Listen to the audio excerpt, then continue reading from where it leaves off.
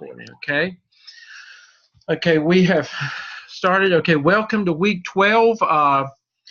You are almost, most of you are too young to know what I'm going to say. We're just about at the end of the road. Anybody that ever worked in farming, I used to crop tobacco the old-timey way. And so we were always glad when it was near the end of the road, and I feel like we're getting to the end of the road. And I know many of you are happy that you're just about there. It's been a good semester, but it has been a learning semester for all of you. I mean, a great learning curve. And this week in itself was a big learning curve for most of you, but you're getting there.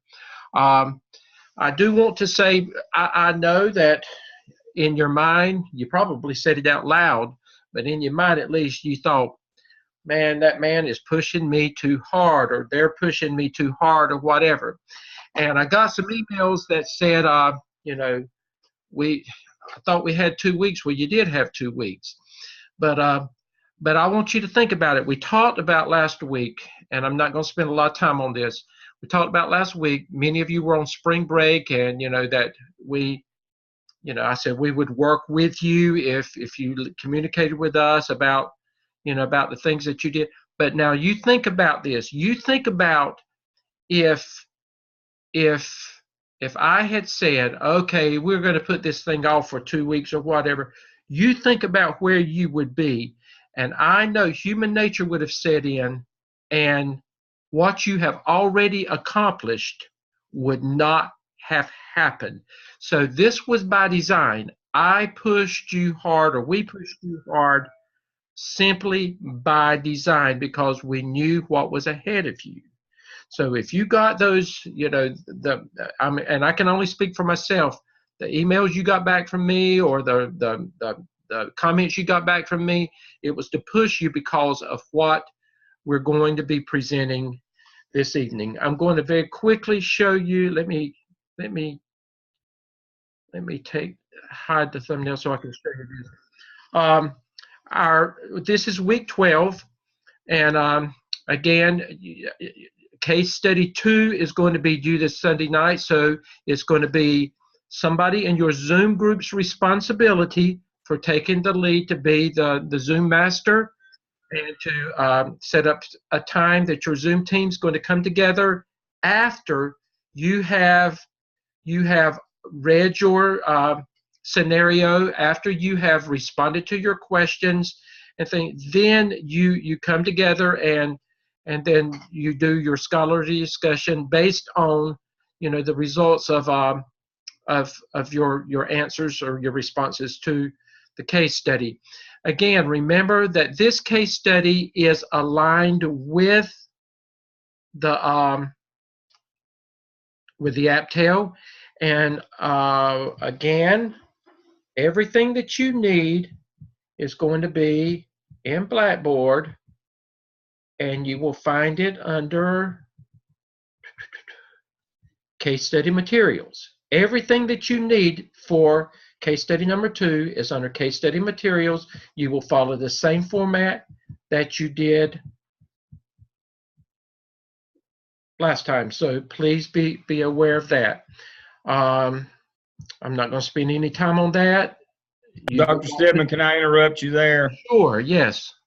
Go ahead and tell the story of our student who took the praxis and got her results back this week, and her feedback on the case studies from 601. Okay, go ahead since you're on there and say it.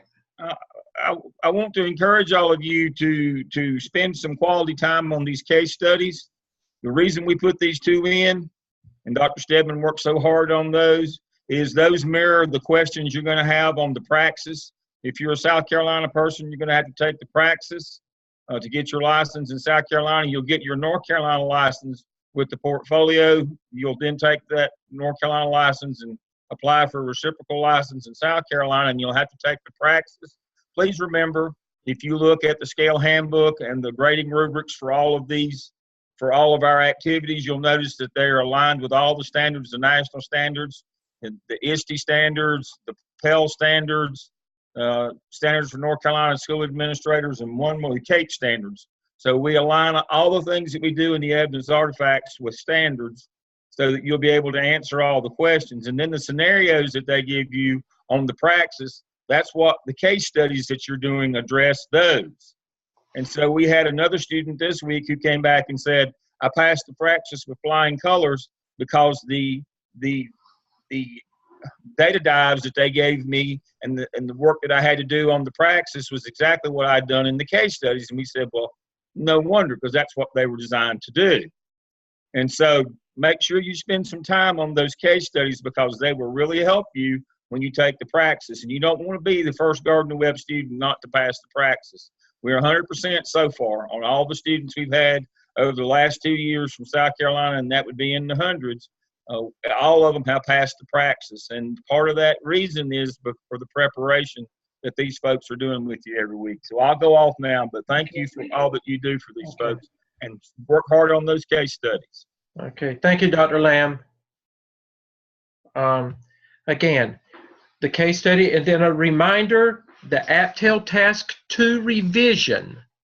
What you submitted this past Sunday is the revisions are due to Dr. Crawford and me to submit to the APTEL assignment Dropbox. Now, many of you may have gotten comments back with an 80, you may have gotten comments back with a 70, or you may have gotten comments back with a 50 or whatever. Remember that you correct it, you put it back in the discussion board, we look at it, we adjust your grade if you have made the recommended changes that we said to make, and then from that point you'll be given permission to move on with the process so that you can submit it for for your final evaluation in the assignment Dropbox. But again, if you got an 80 on it or something less than 100, then you need to send it back for us to look at it to make sure that it's going to be ready for that. Do not send them both at the same time. That makes no sense. You would send it to us before Sunday so that we can give you the feedback so you can have it ready for Sunday. So if you have not gotten final approval on that, we need to see that before Sunday so that you can get approval on it so it can be ready for Sunday night. And then the APTEL Task 2 peer reviews, remember that's 2 of them, are due in Blackboard's assignment Dropbox. Many of you have already done that. Let me remind you again, this is not just, again, you're not going to get 100 just because you submit something. We are looking at the quality of the feedback that you are providing on that. And if you just simply restate the rubric, you're not giving them any feedback. It needs to be candid feedback, good and constructive. So, and then you've had time to learn and grow based on the app. So the APTEL should be much better based on, if you got a 90 on it in the app, so that means that you weren't doing, it was okay. You were covering the basics, but it was not enough for 100. So that means that you need to, you pick up your game plan and you need to do better on it this time. So please be aware of that and make sure that you're providing quality feedback based on your peer reviews. And then the APTEL Task 3 that I'm going to talk about in just a few minutes, the draft of that will be due Sunday night to discussion board. So that's what is due for this week. Now, I would like to also give you a preview, just a reminder of week 13. We will not be coming online next week. It's going to be an open week for you to get your work caught up, work with your Zoom teams, work independently, but it's an opportunity for you to get caught up. We won't need to be coming online next week. You need to be working. Again, all of this in green deals with the APTEL. You're going to submit the APTEL Task 3 this week for us to give you comments on. And then next week, it'll be ready to submit to the assignment Dropbox. There's a lot that goes into Task 3, and I'm going to go into that this evening in just a few minutes. Your APTEL Task 3 peer reviews will also be due week 13. APTEL Task 4 will be due to the assignment Dropbox as well. That's a lot at one time, but remember, there are only 9 remaining competencies that you have to address, and so that's all you have to do to Task 4 is address those 9 remaining of the 21 competencies. You covered 12 of them in the APSL. These are the last 9 that you did not cover that you did not cover in the APSL that you're covering for the APTEL. I'm not going to worry about the bottom one. Don't worry about that yet. We'll talk about that later on. It's in there, but I'm not ready to address that yet. So with that in mind, let's go back. Okay. Let me come back up. Let me pull this up. This is, and this was sent to all of you yesterday. This is the agenda for today. Just quickly, again, I've done the welcome and overview already, made some comments. I've talked about the week 12 assignments and a look at week 13 already. I'm going to go over APTEL Task 3 and 4 in just a minute. And then our discussion for this evening is going to be dealing with professional teaching standards and dispositions.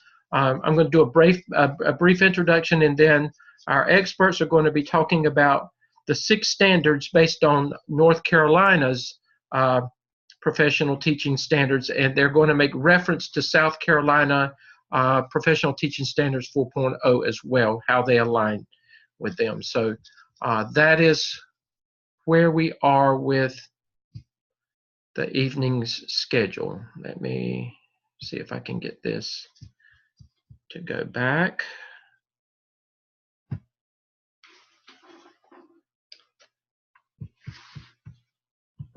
I'm going to ask you to please, I know that you're going to want to probably ask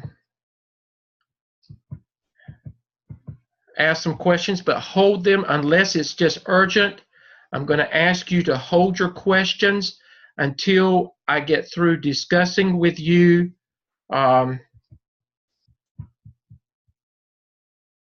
APTEL Task 3, because I think if you'll listen carefully, I think a lot of what you might have a question about will probably be answered, and if it's not answered, then we will take the time to take care of that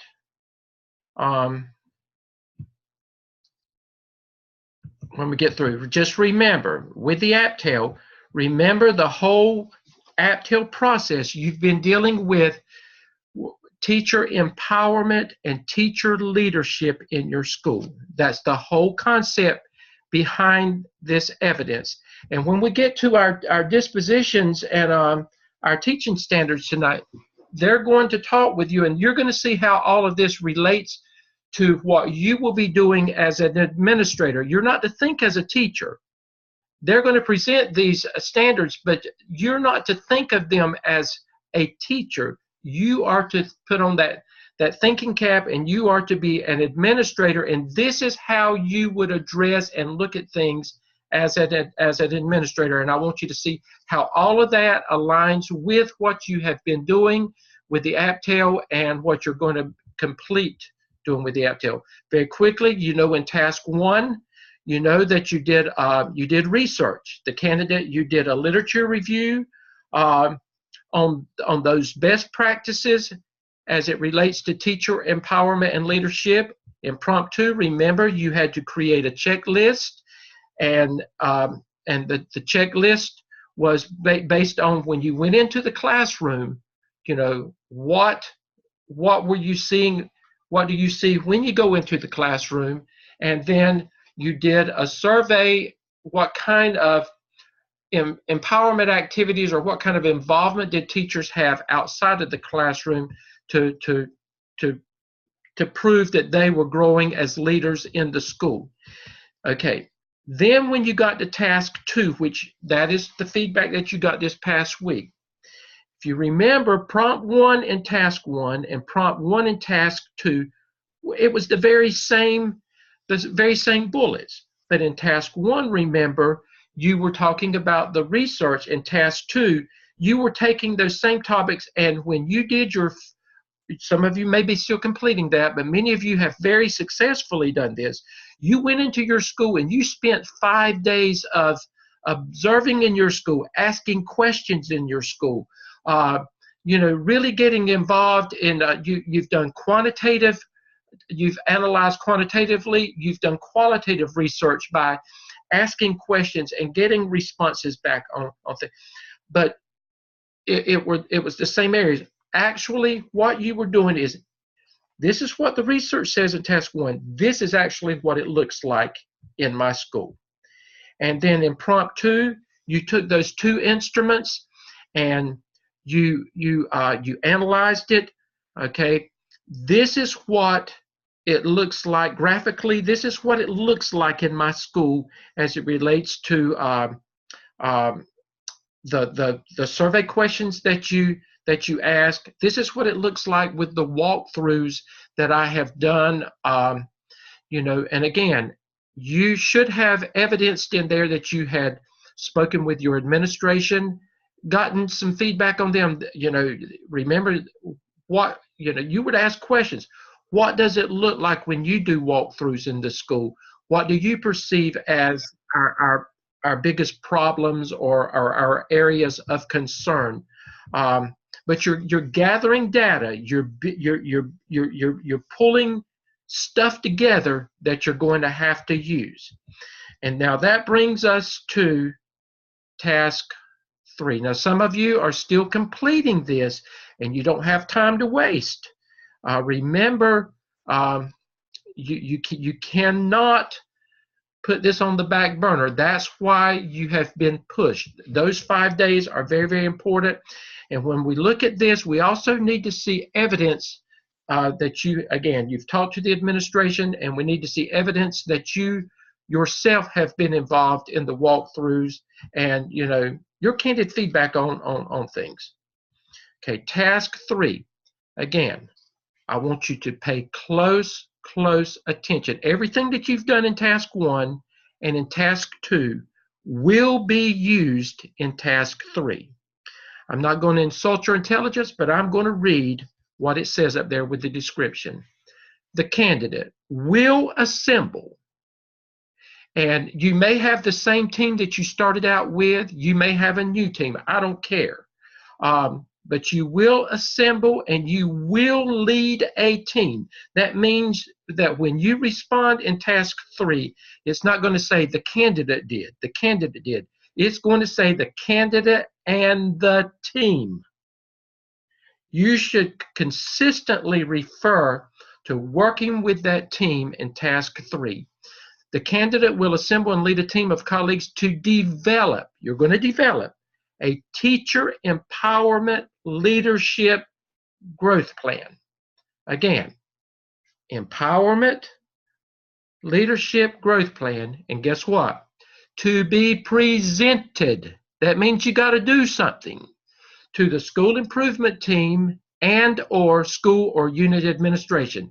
If it's the school improvement team, I want administration involved in this presentation. So regardless, it can be to your principals, or it can be to your principals and your leadership team. Let them make that decision. That includes the following. This is what it's going to consist of. You must have all of this.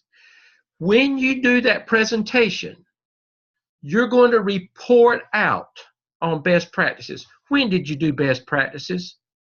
In task 1, am I right? Okay. A visual checklist. Have you not already done a visual checklist? Okay, it's there. A gap analysis. When you did task 2, was there not a gap analysis? This is what the research says in task 1. This is what I found out in task 2. When you analyzed it, guess what? There's a gap in there. This is what's wrong in my school when it comes to teacher empowerment and teacher leadership. You are going to tell the administration and tell the school improvement team what you have discovered. You're going to talk about that gap analysis, and you're going to present them with the growth plan that you're going to assemble and develop in, or you're going to develop in task 3. Okay, let's continue on down. These are your instructions. There's only one prompt, but I'm going to tell you, it is a packed prompt. Okay, candidates will create an analytical narrative. That's important, analytical narrative that describes the process of assembling a team. How did you go about analyzing? How did you go about picking your team? Now, if it's the same team that you started out with and you talked about them in the APSL, and you want to use that same information, and it's the same people, then you just transfer it over. But you've got to put it in this prompt. You've got to talk about how you came up with the team. You may want to add a person in this team, and you're going to tell why. You know, that person may be, you may have decided, well, I didn't use this person in the APSL, but I'm moving forward with a new action plan, and this person will be key to implementation in the APTEL. So if you think about this, and you put a good team together that's going to help you move forward with the implementation of this action plan that you're going to develop. Candidates will create an analytical narrative that describes the process of assembling a team of colleagues to develop and present a teacher empowerment and leadership professional growth plan to school administration and/or the school leadership team. Using resources and data collected in task 1 and 2, you're going to use everything that you've already done. You're going to use these resources. The candidate-led team will utilize, what does that word say right there? Multiple. Multiple means what? More than one, more than two. Multiple digital, graphic, and presentation tools to create a report that includes the following. Okay. A report of best practices, a visual checklist, a gap analysis, and a growth plan. I talked about that up there. This is what you're going to do. Okay. This is how I want you to perceive this. I want you to pretend right now, and I want you to think about it. You're going to put on your Sunday best, and you're going before the superintendent and the board of education. I want that to be your mindset. And what you're going to present to them is you're going to present something that is going to be life-changing for you. How you present it is going to determine your career focus. And that's how I want you to think about this when you are presenting it to your administration and to the leadership team. You are going to present this in a way you're trying to sell them something. You've got to be a great salesman. You could be a real estate agent. You want to sell that house. You want to make the money. Well, you're gonna put the dog on. You're gonna have all your mess together so you can present it in a way that when you walk away, they're gonna say, wow, and they're gonna want to do what it is that you want them to do. You're selling a product.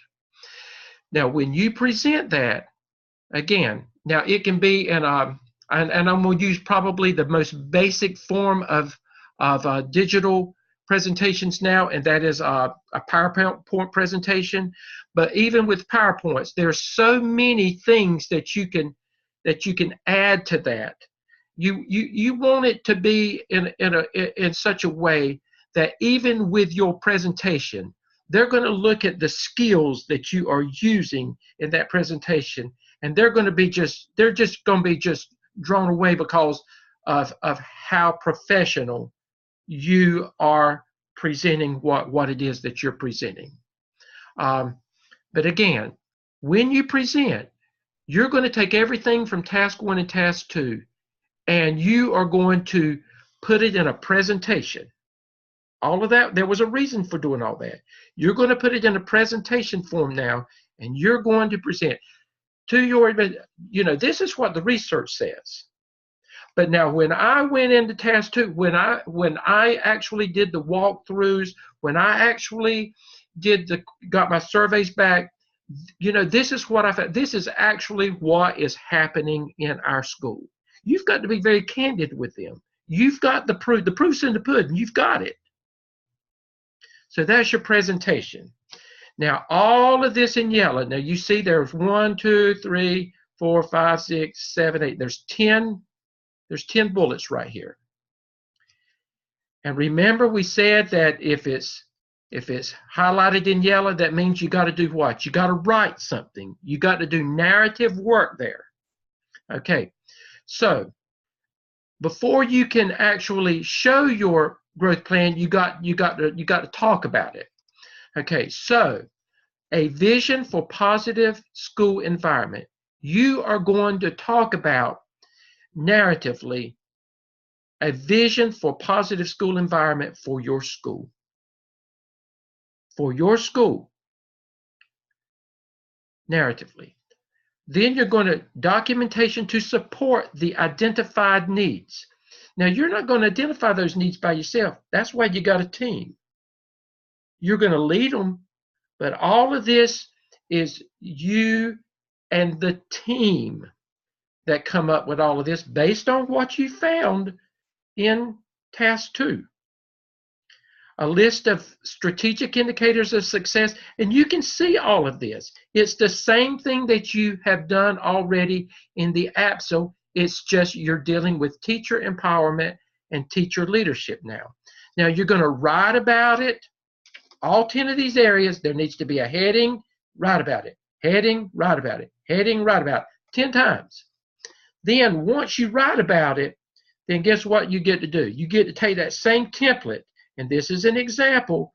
You just fit in to the headings what you need to fit in there. But you're going to take that same graphic organizer and everything that you have written about right there, you're going to put it into a graphic organizer, and you're going to show us. This is your action plan right here. You're going to visually show us from beginning to the end. These are, you're going to identify your activities. Then, the timeline, when is it going to happen? Who's going to be responsible for it? What am I going to need? The formative assessment method, remember, how is it going to be, how am I going to know that what I have identified is actually going to happen? How am I going to know that it's going to be done with fidelity? Then summative, you know what summative means in the end, what are the results? The goal is, now you're working with teachers. You're trying to empower teachers. You're trying to make teachers better in that classroom. So would you say, would your goal be that, oh, I just want 90% of my teachers to get better? If you do, then you don't need to be in administration. Dr. Shepard, am I right? Don't you want 100% of your people to get better? You're only as strong as your weakest link. That's the goal. The goal is that and there may be other goals, but ultimately you want 100% of your people to get better. Sure. Okay. And then the indicator of success. How are you going to determine whether you are moving the pendulum? If it's going in the right direction, how are you going? You've got to tell us how. And there could be other things that you want up there. At a minimum, it's going to be all of this. Now, when you put all of this together, now again, it's not just this and this. Remember that up here, there's a lot of stuff. There's a presentation. You've got to put that presentation somewhere. You're going to write about, but you got to put that presentation in there. Now, you may put I would highly encourage that that this is a big thing. To me, this is one of the biggest things you've done so far this semester. I would say, I would encourage you to have this videoed. I would put my link in there, but I'm not going to click on a link to open it up. Your evaluator's not going to click on a link to open it up. Dr. Crawford's not going to click on a link to open it up. It can be there, and that is to show that you know what you're doing. But you need to, if you do a PowerPoint presentation, then you need to embed that PowerPoint presentation. I need to see what you did. There needs to be a picture of you presenting. This is your opportunity to showcase you. And I would do everything I can to don't minimally do this. Don't just proficiently get by. Don't get by with the skin of your teeth. Just think about this. What if you were taking this to go in and to interview for a job? Would you just do proficient work? Would you just minimally do enough to get by? No, you would do accomplished work because you want the job. So this should be done just like you were going for an interview and you wanted to become the principal of a school. Dr. Hamilton, Dr. Shepard, Dr. Crawford, do you have any comments on this? Well, if you are going to use this, I mean, what a goal for yourself to be able to take this into an administrative interview and say, I know how to analyze data. I know how to work with a team. I know how to lead a team. I know how to measure indicators of success. I know how to empower folks to be responsible to solve problems. And I have some artifacts here and some visual depictions, a portfolio, if you would. Exactly. To prove what has taken place in my professional growth, because you're going to be walking in and you have the biggest thing going against you as anybody who's interviewing for a new job, and that is a lack of experience.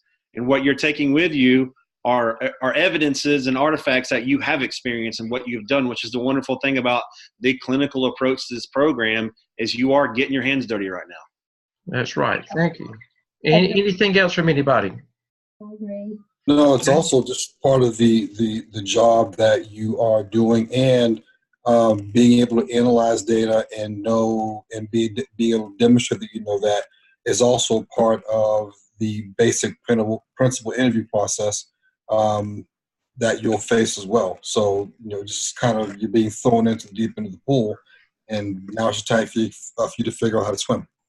Okay, Dr. Crawford, can you think of anything that I could say differently that would make this any more understandable for them to get started on this? Yeah, I got nothing. Okay, thank you. That's what I wanted to hear.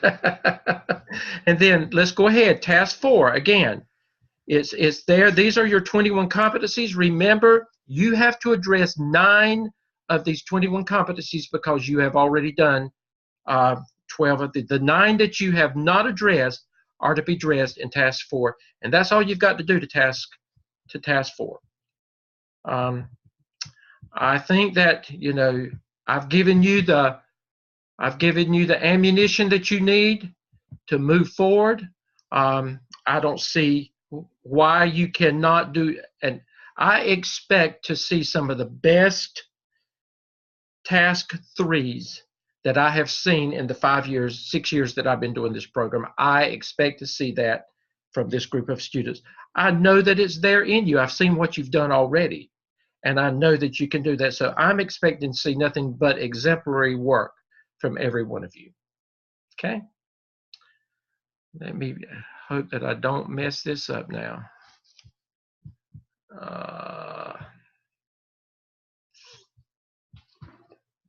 Okay.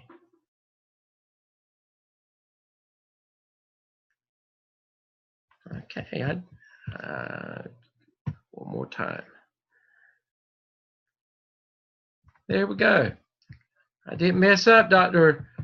Hamilton. Okay. I'm so proud. Yeah, thank you.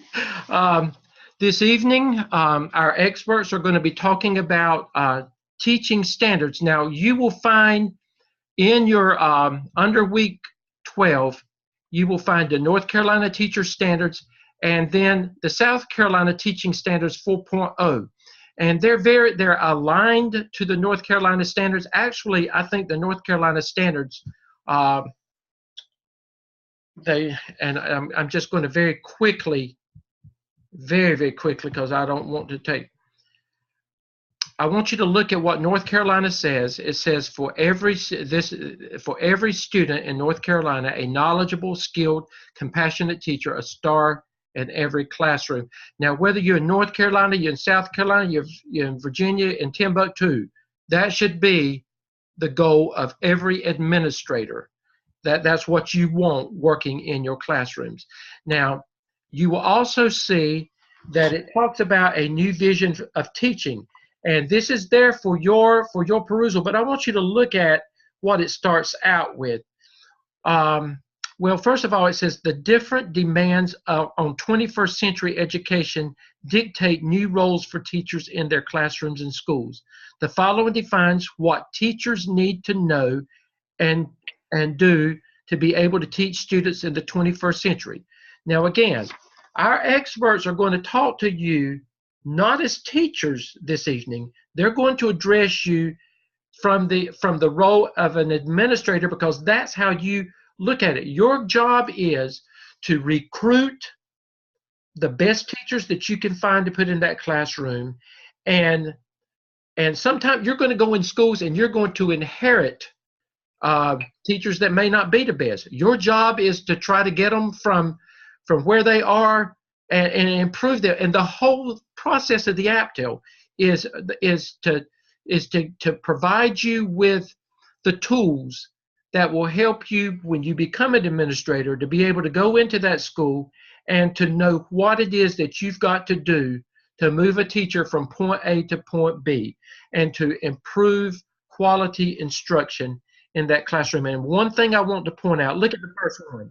It says leadership among the staff and with the administration is shared in order to bring consensus and common shared ownership of the vision and purpose of work of the school. Teachers are valued for the contributions they make to their classrooms and the school. I mean, that sums everything that you've done in task 1 and 2. That sums a lot of what you were doing up there. And the rest of it is very, very important. I want you to make sure that you take time to read it. Very quickly, Dr. Shepard is going to begin, and he's going to talk about Standard 1 and Standard 2. Standard 1, teachers demonstrate leadership, and then teachers establish a respectful environment for a diverse population of students. Dr. Hamilton is going to do Standards 3 and 4. Teachers know the content they teach. Teachers facilitate learning for their students. And then Dr. Crawford is going to finalize it with teachers reflect on their practice in Standard 5. And then in Standard 6, teachers contribute to the academic success of students. With that in mind, I'm going to, let me make sure I get this right. I'm going to, oh shoot, I did it. I didn't mean to do it. Dr. Shepard, if you would go ahead and get started while I'm bringing your document up. Yeah, I think if you just go down to your Google tab down there, your Chrome tab, it should pull back up. Let me see. Let me click on that. Professional teachings. Yeah, click on that. Yeah, there it is. Okay. And go to probably week 12 under your Blackboard there. Okay, let me. So there it is. There it is. Okay. And then let me pull your document up. So Dr. Stedman's going to pull up just the language of Standards 1 and 2, and I'm not going to read it. You guys are familiar with it as educators yourself, and you're all really smart people. And so I think the thing that the key to pay attention to in 5 quick minutes here are that is Dr. Stedman.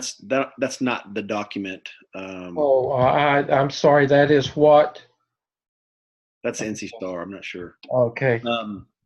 The key on this document that Dr. Stedman has shared with you, that you should have with you in your blackboards, and Dr. Crawford as well, are really down there when it comes to the evidences, because these are the things that, the meat and potatoes, things that you're going to be able to see as an administrator in the classrooms, in the school, on a weekly, monthly, observable basis. And that's the key here when you talk about teachers demonstrating leadership and establishing respectful environments for diverse students. These are things that should be observable by you when you talk about empowering teachers for standards 1 and 2.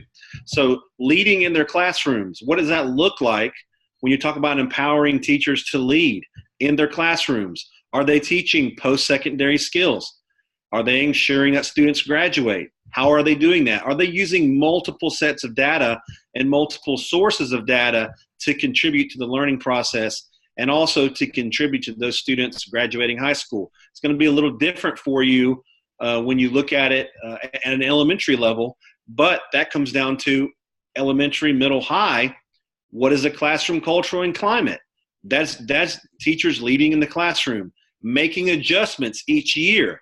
If you have a teacher and you're sitting there year one, you're a brand new assistant principal, and you're observing that those people in let's say a science department or an ELA, and then you're 3 years down the road and they're teaching a lot of the same lesson plans, using a lot of the same techniques with a group of different kids, that's not going to work. You have to be able to adjust each year. That's leading in the classroom.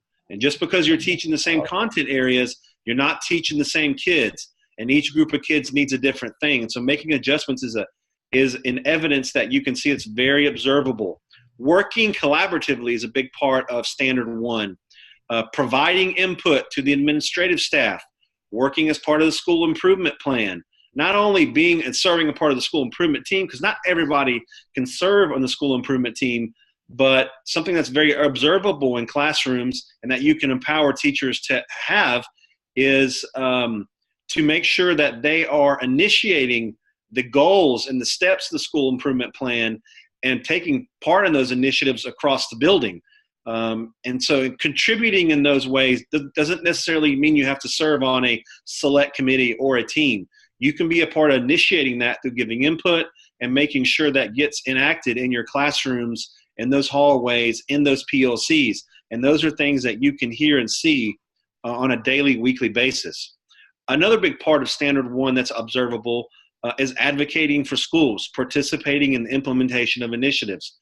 If you're advocating for students, you're advocating for your school, whether that's at the district level, maybe they serve on committees or PLCs across the district, maybe they serve on the school improvement team for the superintendent, that they give input to senior staff members. Those are all things for advocating for schools. It can be through the legislative process, whatever that may be, and what that looks like for your district as well. Maybe they've presented at school boards. Those are all evidences of how people can contribute and advocate for schools outside of the classroom. But obviously a big part of that's going to be in the classroom. Establishing a respectful environment for diverse students is going to be a big part of that. And when you look at Standard 2, positive and nurturing environments, having a respectful environment.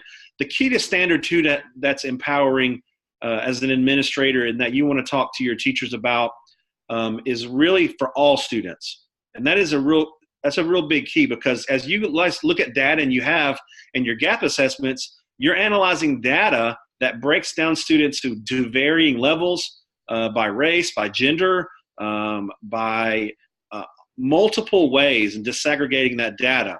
And so when you're talking to your teachers and PLCs and you're trying to figure out how you can bridge certain gaps, how are you establishing a respectful environment that nurtures students in a positive way for all students? And so how are you bridging those gaps for all students? How are you embracing diversity within your school and your community?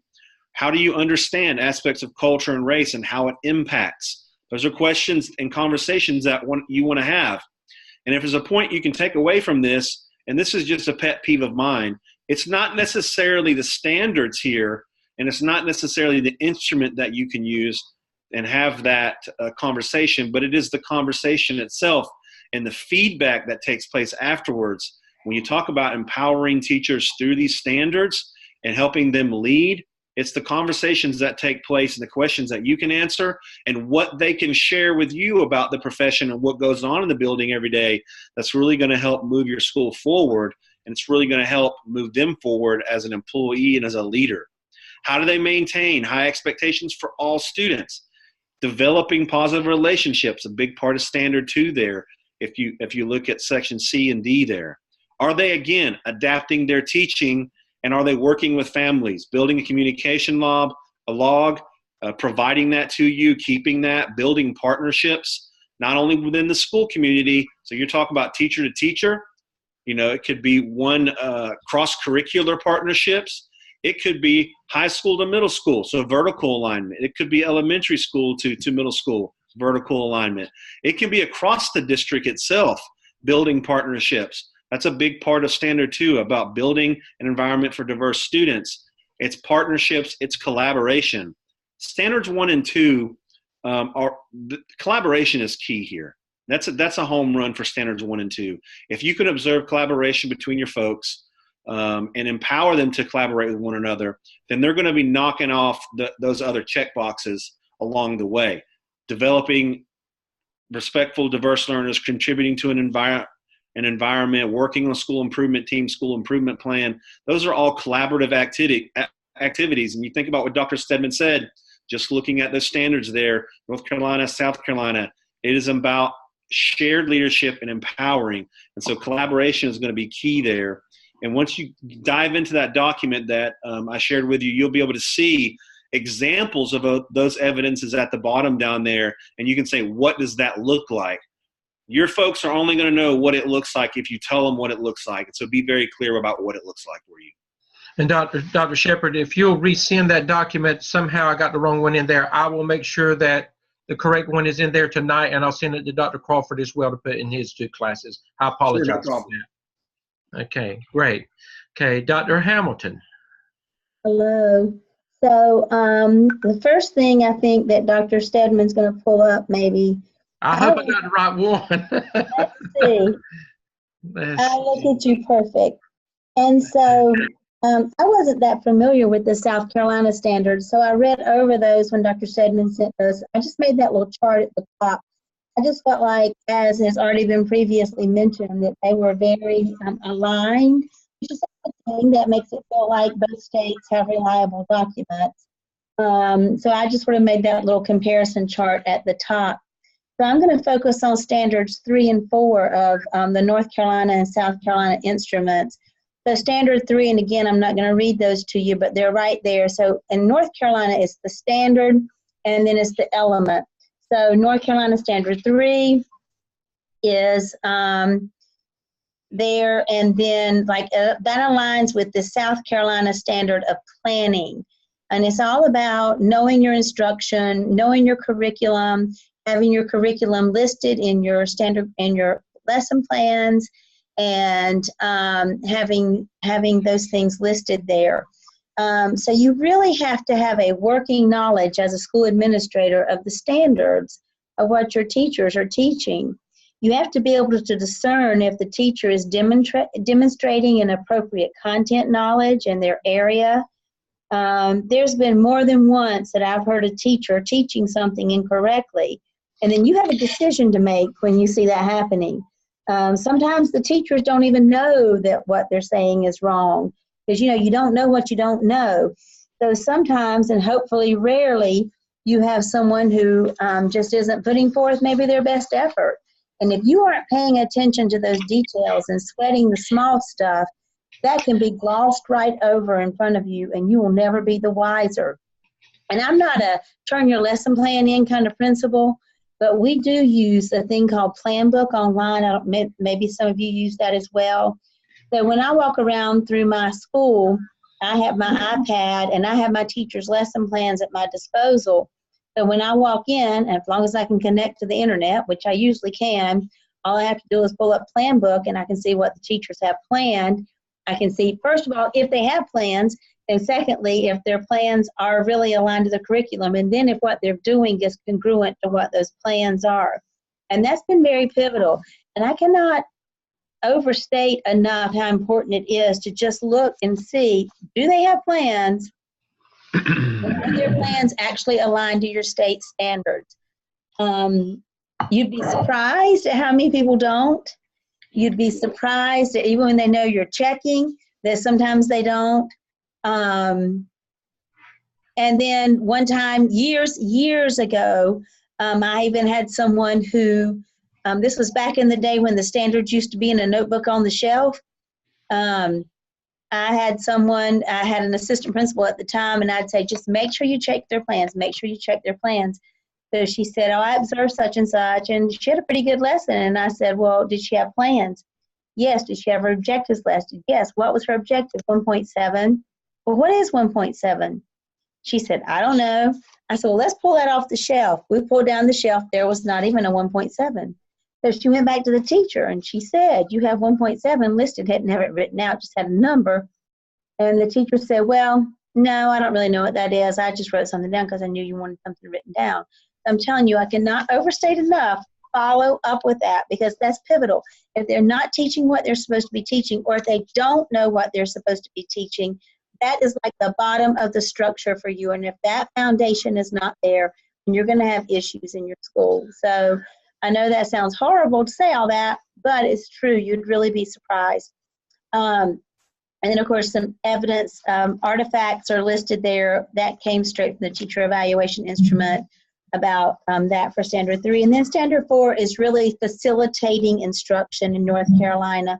And in South Carolina, I would just call that instruction. So how are we going to facilitate this instruction that we hopefully know what we're supposed to be doing?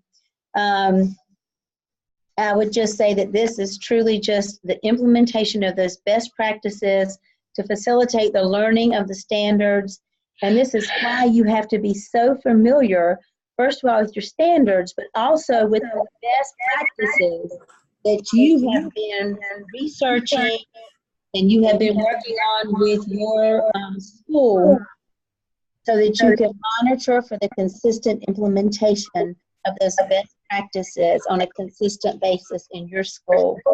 And then I think the last thing that I have listed down at the very bottom, is there something else down at the bottom, Dr. Stedman?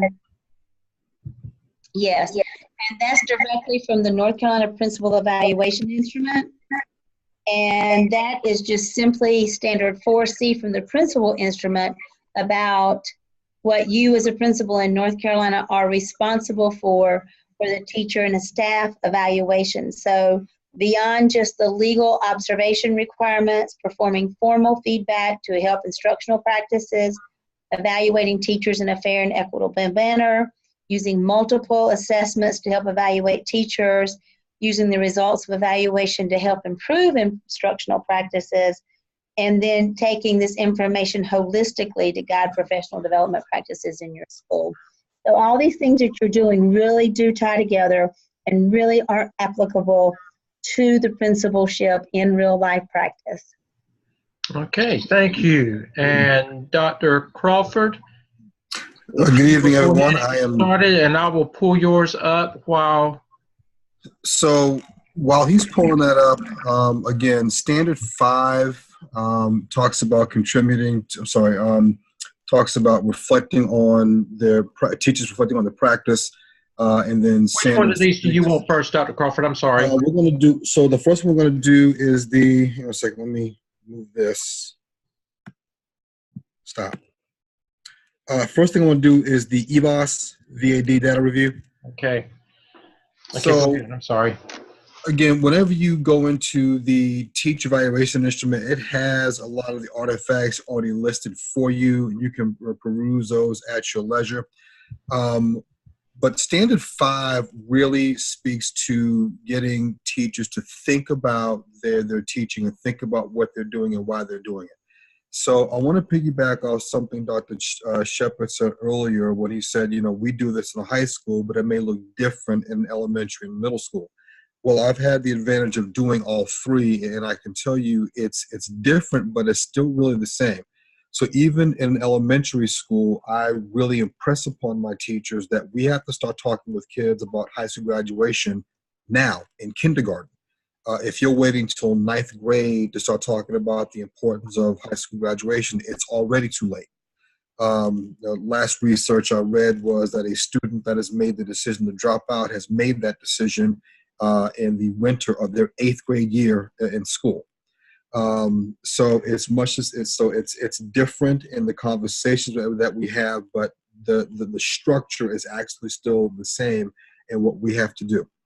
So what does that look like? Again, you can go back and look at the different evidences that are listed. They're standard. They really haven't changed much since this document was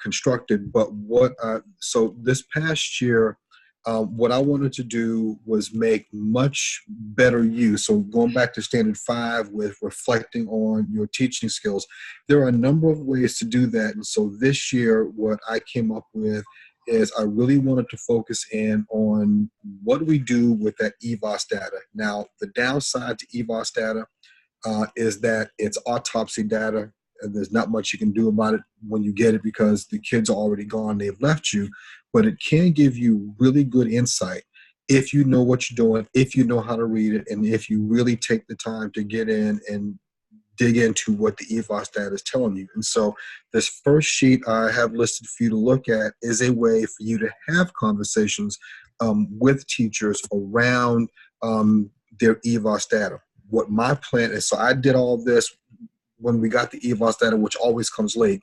But when I did mid-year PDP conferences, I went through this with each and every teacher in the building that had generated EVOS data.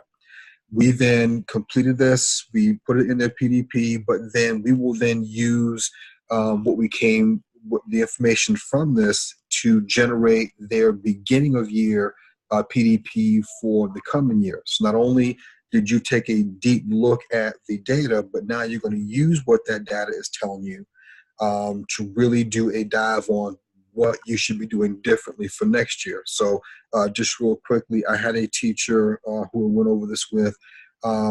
She's a plus 2.76 teacher, so she's in the blue, and she's one of my rock stars.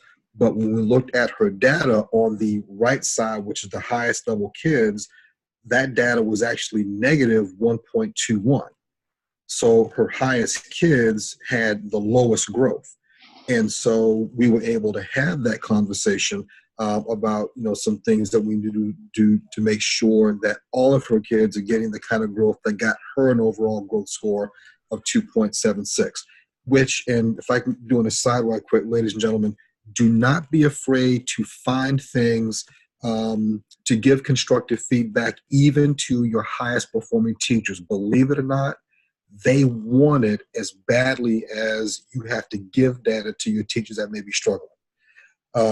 So this is a good way to have teachers go step by step through that process. It's a great way to have both an evaluative conversation, but also a coaching conversation with your teachers. The second one, and I'll go through this really quickly, is an instrument that I use with the actual evaluation. So again, as a principal, you wear 2 hats. You are legally required to evaluate teachers, anywhere from 2 to 3 times a year plus peers. But you also have a duty to coach your teachers as well. And sometimes in the hustle and bustle of the school year, that coaching hat gets lost.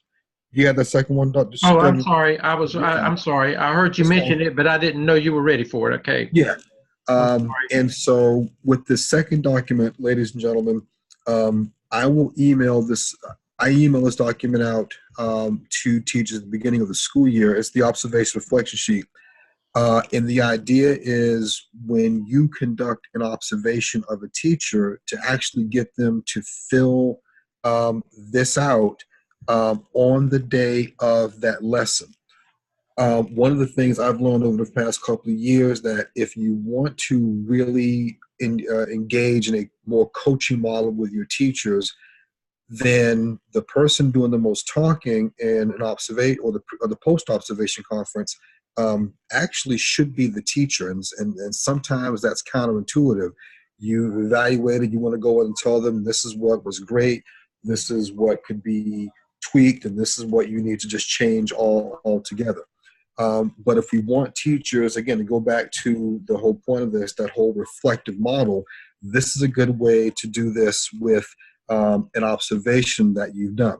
So I was actually able to do that this year with my first and second round observations. I'll be honest, coming in after or just going into third round and testing in mid-year, not so much with third round, but this document, and you don't have to do all the questions, but this document can really get you to have teachers reflect on their lessons, whether you're doing a walkthrough, whether you're doing a more advanced walkthrough, or whether you're doing a full observation, so that you can, again, really focus in on that coaching hat and then get teachers to start reflecting on not only what they're doing, but why. Okay, that's great. I love this. I love this form. It's a great form to use. And okay, all of you have done an excellent job. And again, I want the students to understand that as an aspiring administrator, all of these are tools that they can use as they're moving into administration. And then again, I want you to see how all of this ties directly in to the work that you're doing, the evidence work and artifacts work that you're doing. All of it, everything that we're requiring you to do is tied directly into what you will be doing when you take on the role of an administrator. And our experts are doing a really great job relating their day-to-day, what they do every day, relating it to what you are having to do to get there. Again, thank all three of you for a great presentation. Again, remember, we will not come online next Tuesday, but it's an opportunity for you to begin pulling all of the pieces together. Time's running out. So you need to make sure that you're using all of your time as wisely as you can, and make sure that you're getting things in for Dr. Crawford and for me to review. And Dr. Shepard and Dr. Hamilton also have their internship shells, so that those students know, those of you know who can send work for them to look at as well, and they'll be glad to look at it and give you the feedback that you would need from them as well. Anything that the three of you would like to say before we close? Anything at all? Just hang in there. It's almost done. Okay. Let me good night, everybody, and we'll see you in a couple of weeks. Good night. Good night.